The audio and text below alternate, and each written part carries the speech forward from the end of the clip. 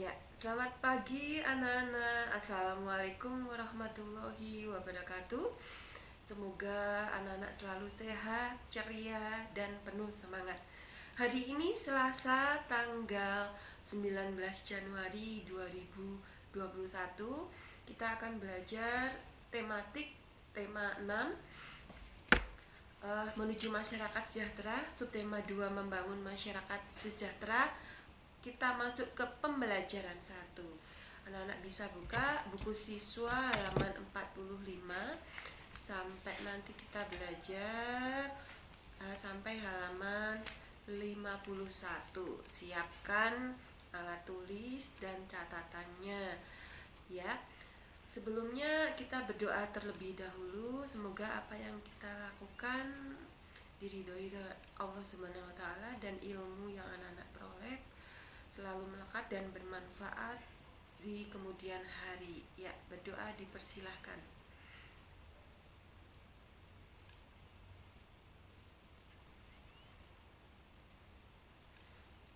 Ya, berdoa selesai. Alhamdulillah ya. Eh, Hari ini Bu Guru WFH. WFH itu work from home. Artinya bekerja dari rumah, tapi tidak masalah, tetap bisa mengajar anak-anak. Baik anak-anak, hari ini tetap pakai satu buku saja. Siapkan buku tulis yang kemarin anak-anak sudah ambil di sekolah orang tua ya. Yang belum segera mengambil dan mengumpulkan tugas yang kemarin. Kemarin ada tagihan hafalan ya, hafalan pangkat 2 dan pangkat 3. Kemarin sudah banyak yang mengirimkan hafalannya. Kalau kemarin mengirimkan sampai maksimal pukul 5 nilainya 100. Kalau hari ini 9. Kalau besok nilainya 8. Kalau tidak sesuai waktu, sesuai KKM atau di bawah KKM. Seperti itu ya. Tetap semangat anak-anak, di rumah tetap melakukan kebaikan yang bermanfaat, sholat duha, asmaul husna, seperti itu ya. Terus membantu orang tua, rukun dengan keluarga, sama adik, orang tua juga. Nasihatnya selalu diperhatikan dan dilaksanakan. Ya, jangan lupa protokol kesehatan. Bu Guru tidak segan-segan untuk mengingatkan protokol kesehatan pesan Ibu 3M ya.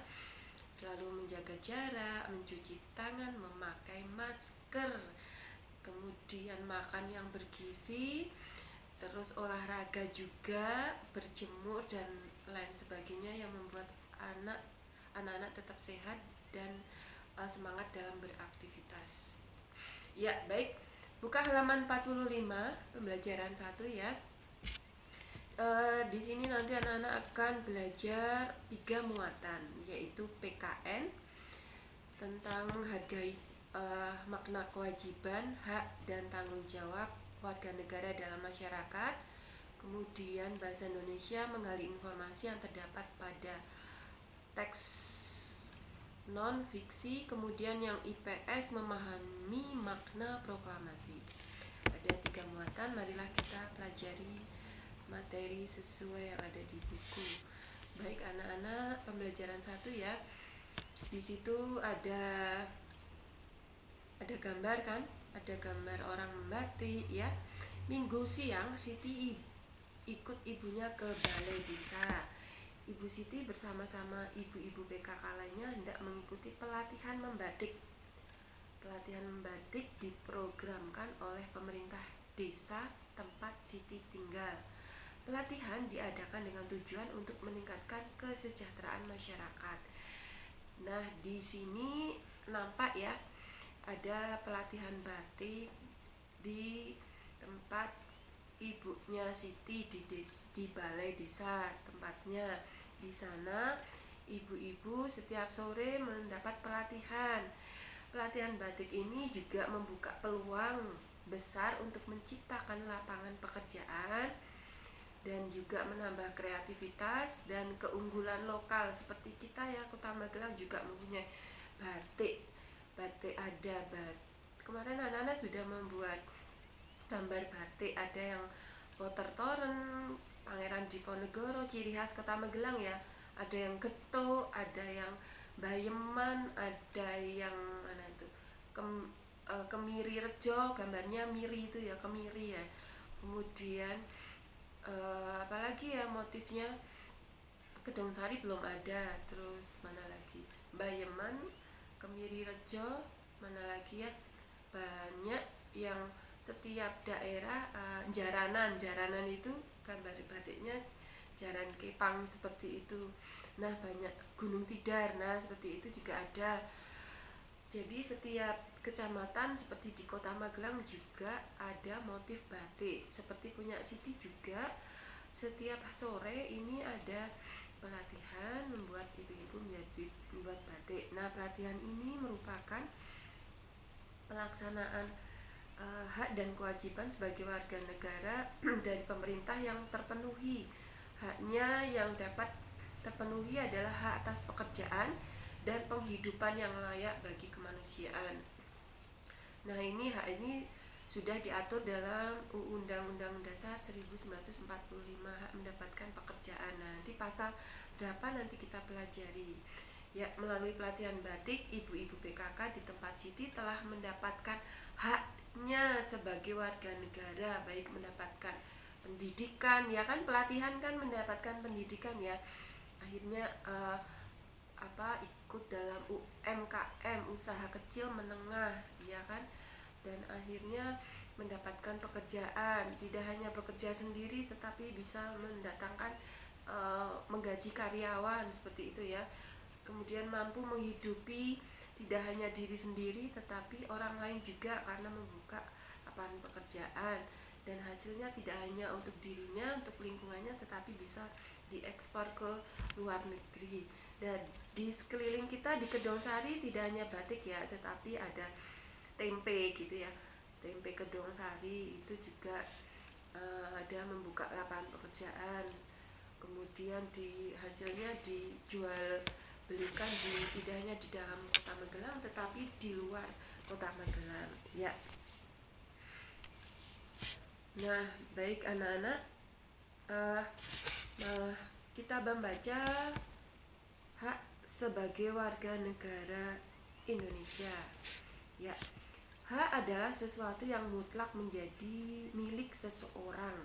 Hak itu mutlak dimiliki seseorang yang harusnya diterima. Hak warga negara ditentukan dalam pasal-pasal Undang-Undang Dasar Negara Republik Indonesia tahun 1945 berdasarkan ketentuan UUD.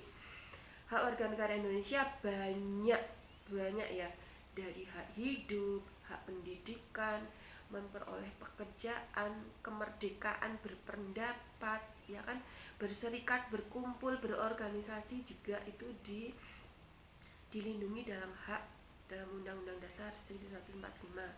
Jadi setiap warga negara berhak mendapatkan perlindungan hukum juga itu. Hak ini dapat diperoleh warga negara salah satunya dalam bentuk perlindungan hukum saat menjadi saksi dalam perkara hukum, itu dilindungi ya. Saksi kalau jadi saksi suatu kejadian atau peristiwa yang menyangkut kehidupan seseorang, jangan takut. Umpamanya ada kecelakaan di jalan, nah kamu memang jadi saksi, benar-benar lihat kalau motor itu ditabrak. Nah kamu jangan takut sama yang membawa mobil itu, karena kamu di dalam hukum menjadi saksi itu dilindungi oleh negara. Jadi berkata apa adanya sesuai dengan kejadian fakta ya. Perlindungan hukum juga bisa diberikan atas hak kekayaan intelektual seseorang seperti hak cipta ya, membuat sesuatu itu dilindungi haknya.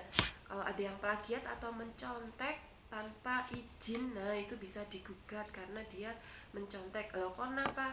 Karena dia menjual belikan, dia bukan dari hasil karyanya sendiri seperti itu. Jadi hasil karya orang lain diambil seperti mencuri ya, tapi namanya istilahnya plagiat.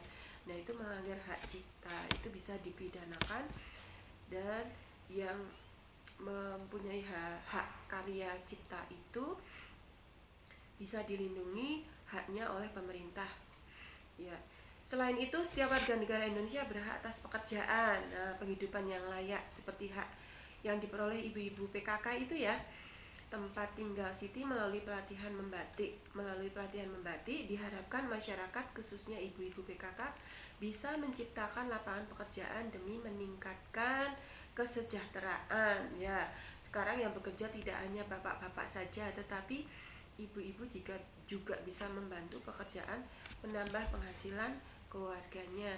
Kan kalau di rumah bisa bekerja dengan sambil ngomong anaknya, ya kan, sambil kamu belajar minta bantuan, uh, tidak paham materinya bisa meminta bantuan orang tua. Jadi sambil nyambi ya, bekerja di rumah itu bisa sambil nyambi, seperti Bu Guru WFH ini ya, bisa nyambi ngajari anak-anaknya Bu Guru belajar seperti itu ya.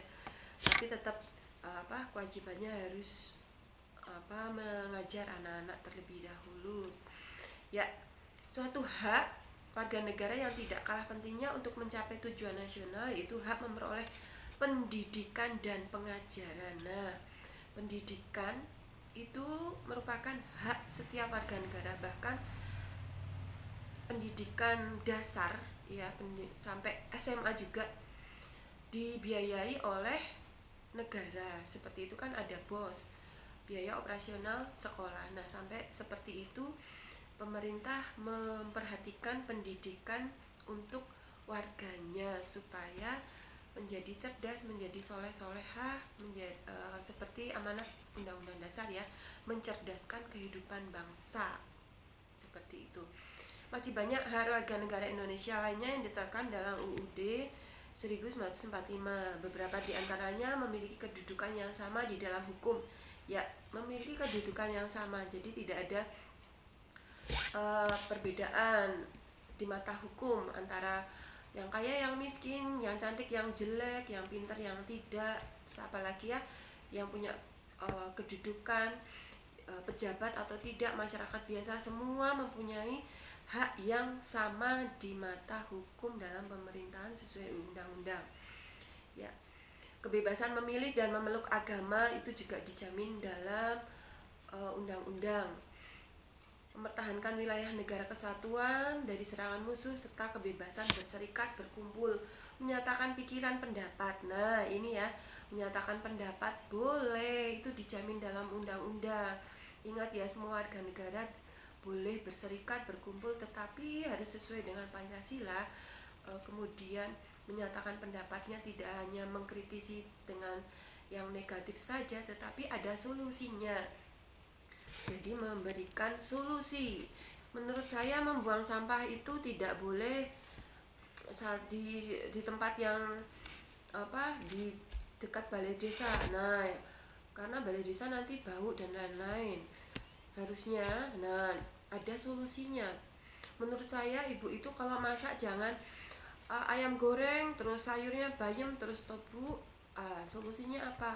Ya tahu tempe, telur gitu ya, variasi seperti itu. Jadi kamu kalau memberikan pendapat, mengkritisi, boleh mengkritik, Bu Guru kalau ngajar seperti ini, nah harusnya bagaimana sarannya, seperti itu.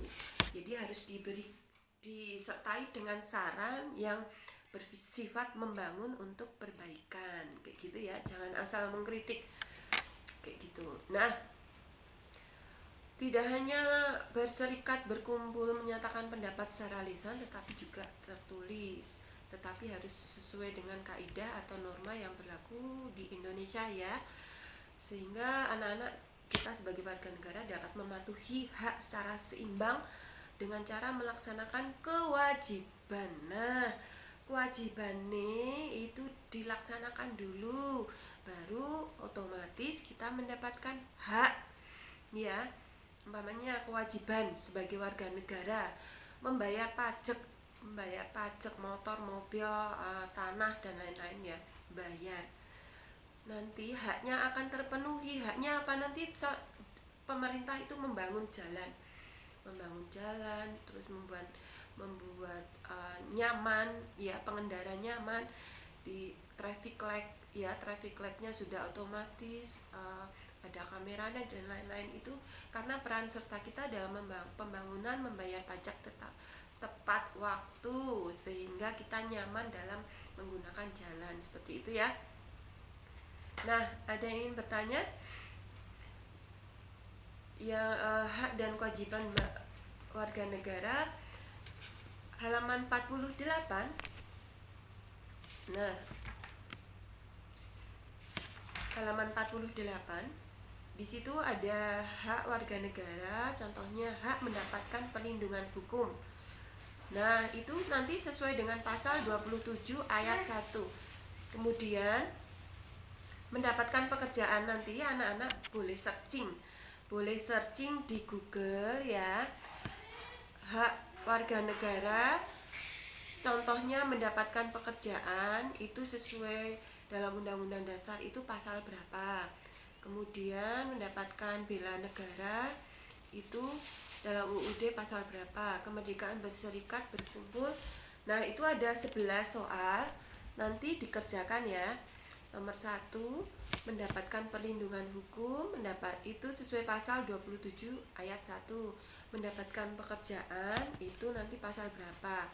Kemudian fakir, miskin, dan anak-anak terlantar dipelihara negara. Nah, itu sesuai dengan pasal 37 ayat 1. Kalau anak-anak lihat ya, kalau ada orang pengemis meminta-minta, itu kan ditertibkan oleh dinas sosial supaya mendapatkan penghidupan yang layak, mendapatkan pelatihan, entah itu mendapatkan kesehatan dan pendidikan, supaya warga negara Indonesia tetap hidupnya makmur, seperti itu, karena sudah diamanatkan dalam Undang-Undang Dasar 1945 pasal 34 ayat 1. Kemudian memperoleh fasilitas kesehatan, ya kan? Memperoleh fasilitas kesehatan, ini ada vaksin, besok vaksinnya gratis. Nah, ini karena pemerintah melaksanakan kewajibannya sesuai pasal 28 ayat 1, memperoleh fasilitas kesehatan, pelayanan kesehatan. Nah, kita memperoleh haknya dalam ketentuan Undang-Undang Dasar itu sesuai dengan pasal berapa. Nah, seperti itu ya. Kelihatannya pasal 28 ayat 1. Nanti anak-anak boleh searching atau lihat materi di buku yang lain. Nah, untuk PKN, hak dan kewajiban sudah kita bahas. Nanti kalau ada yang bertanya silahkan di grup. Kemudian buka bahasa Indonesia, kita akan membahas tentang kalimat utama dan gagasan utama. Nah,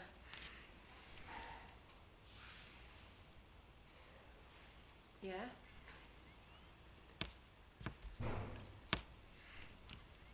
gagasan utama. Ya, gagasan utama adalah ide atau pokok permasalahan yang menjadi dasar dalam suatu cerita. Gagasan utama.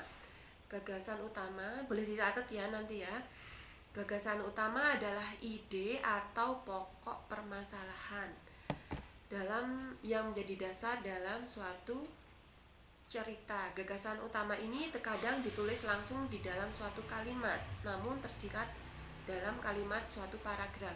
Jadi gagasan utama itu merupakan ide atau pokok permasalahan, seperti itu. Ya, ciri-ciri gagasan utama yaitu kalimatnya terstruktur, kemudian isi paragraf memiliki topik permasalahan yang dijelaskan.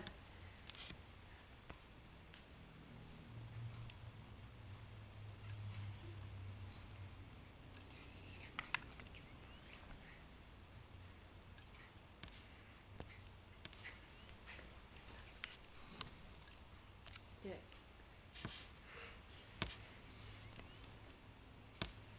Bu Guru ulang ya.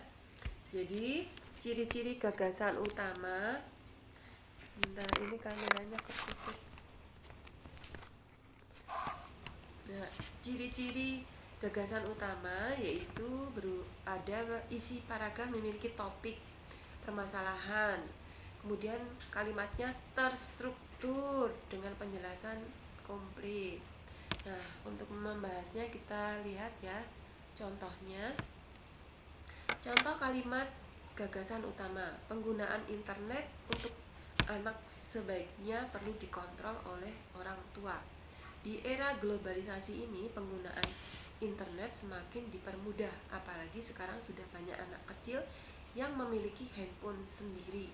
Padahal tak semuanya yang ada di internet dapat dijangkau oleh anak-anak. Banyak konten dewasa yang tidak disensor di internet. Sebagai orang tua yang baik harusnya membatasi penggunaan internet untuk anak. Nah, ini kalimat contoh kalimat gagasan utamanya di mana ya? Tadi yang menjadi gagasan atau topik yang menjadi utama itu kan tentang penggunaan internet ya. Nah, penggunaan internet untuk anak-anak, Bu Guru ulangi ini ya tadi ini. Jadi gagasan utama yang terdapat dalam paragraf tadi yang Bu Guru baca adalah mengontrol penggunaan internet pada anak. Jadi gagasan mau nulis gagasannya apa ya? Penggunaan internet. Nah, tidak hanya penggunaan internet tapi di sini ada peran orang tua dalam mengawasi anak-anak, karena tidak hanya konten yang di internet itu baik untuk anak-anak seusianya, sehingga sebagai orang tua harusnya membatasi penggunaan internet untuk anak-anak. Bel jam-jam tertentu untuk penggunaan koneksi internet. Selain itu juga perlu sering mengecek histori dan membatasi konten yang dapat diakses. Nah, orang tua harus mengawasi, membatasi konten, tahu histori apa yang dibaca, yang sudah dibuka oleh anak-anak. Jadi gagasan utama yang terdapat dalam paragraf yang Bu Guru baca adalah mengontrol penggunaan internet pada anak, seperti itu gagasan utama. Kemudian ya, kalimat utama. Apa yang dimaksud dengan kalimat utama adalah kalimat yang berisi gagasan utama. Kalimat utama itu yang berisi gagasan utama atau pokok permasalahan jadi dasar suatu cerita atau paragraf. Jadi kalimat utama bisa diletakkan di awal paragraf lalu diikuti kalimat penjelas, seperti itu ya. Jadi perbedaannya kalimat utama dan kalimat gagasan utama merupakan kalau gagasan utama itu ada di kalimat utama, gagasan pokok itu ada di kalimat utama. Nah, letak kalimat utama itu bisa di awal, di akhir, atau di tengah. Kalimat utama itu berisi gagasan utama yang menjadi dasar. Nah, yang lain itu kalimat penjelas ya, atau pendukung. Ciri-ciri kalimat utama: isi paragraf memiliki pengertian atau ada hubungan, dibutuhkan kalimat konjungsi atau kata hubung, kemudian lalu, dan seperti itu ya. Kalimat utama berada di awal paragraf itu namanya deduktif. Kalimat utama deduktif itu kalimat utamanya berasal di awal paragraf, dan kalau di akhir paragraf itu induktif yang diawali dengan kata jadi atau demikian, seperti kesimpulan ya. Membuang sampah berserakan di mana-mana, sehingga anak-anak kelas 6 membersihkan kelas menjadi rapi dan bersih. Jadi ruangan kelas 6 tampak bersih karena anak-anak kelas 6 sudah membersihkan. Nah, seperti itu ya. Jadi kalimat utamanya ada di akhir. Kalau Bu Guru tadi berikan contoh, di akhir itu namanya induktif, kalau di awal namanya deduktif. Kalimat yang bersifat umum biasanya dapat dikembangkan secara luas, seperti itu. Nah, contoh kalimat utama di awal paragraf ya, coba ya, ini kita bahas.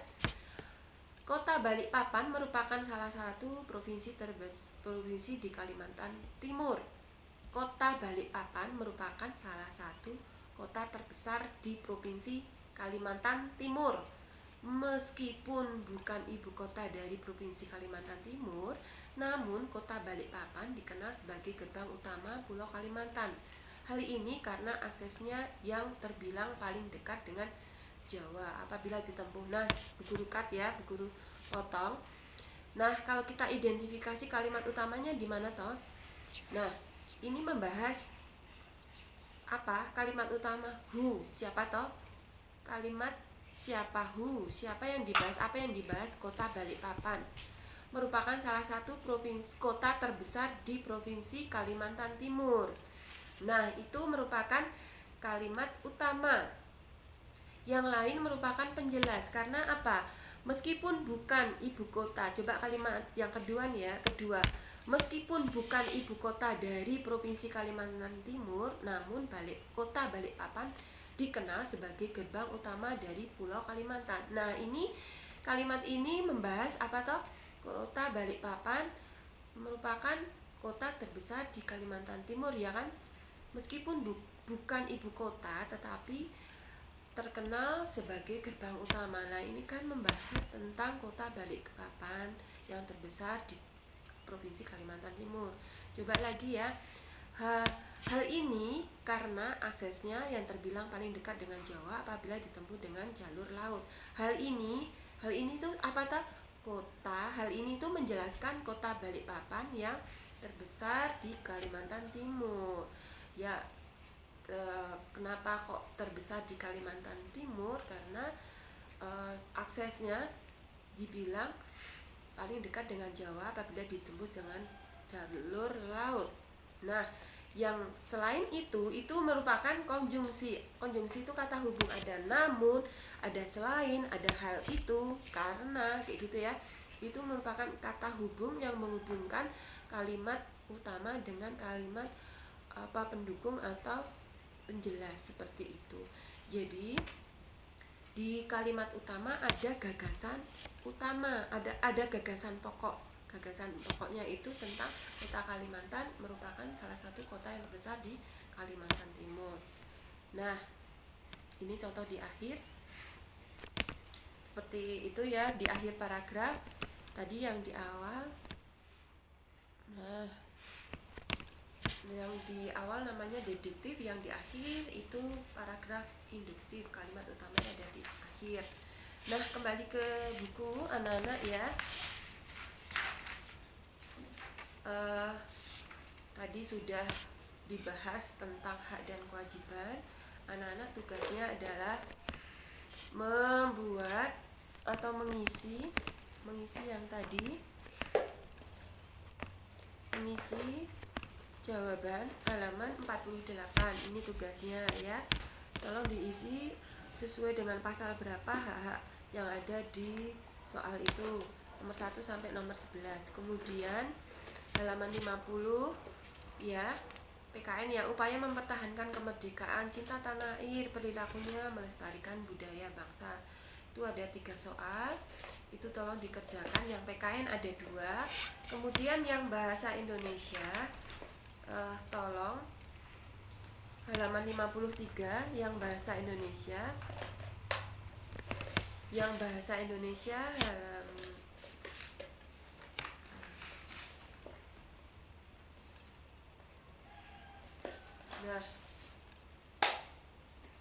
yang bahasa Indonesia itu halaman 50. Apakah kamu dapat menentukan kata kunci? Apakah kamu memperkirakan isi teks judul? Apa yang kamu kalimat utama, gagasan utama? Nah, itu coba halaman 49. Itu ada bacaan, tolong dibaca, tentukan kalimat utama dan kalimat gagasan utama. Nomor 1 sampai nomor 3 itu dijawab ya.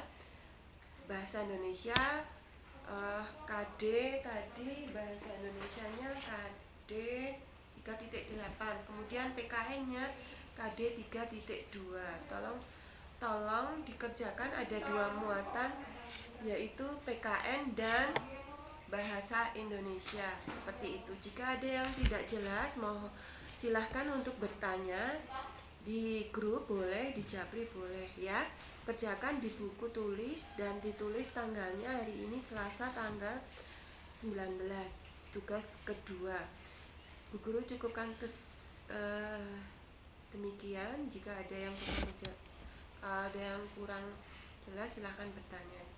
Jadi kesimpulan materi hari ini adalah kita harus melaksanakan kewajiban sebagai warga negara untuk mendapatkan hak.